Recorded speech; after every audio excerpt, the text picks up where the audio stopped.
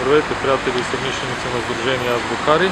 Вие сте с поредния епизод на предаването на съмест доктор Николай Георгиев.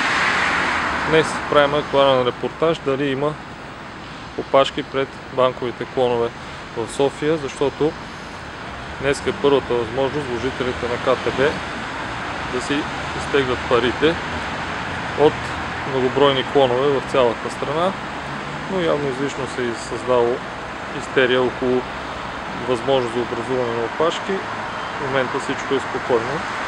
Вече е 10 часа, банковите клонове са отворени, но няма желаещи, няма опашки от хора, които да бързат да си изтеглят парите.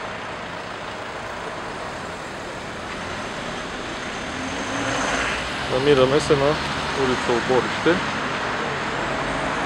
Това е така удобна локация за много столичани, но явно липсва интерес към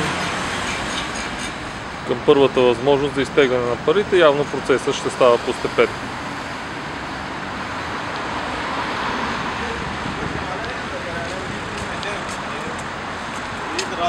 Няма опашки, желаящи чакащи хора пред другите клонове. Това беше за днес от предаването на съмест доктор Николай Георгиев.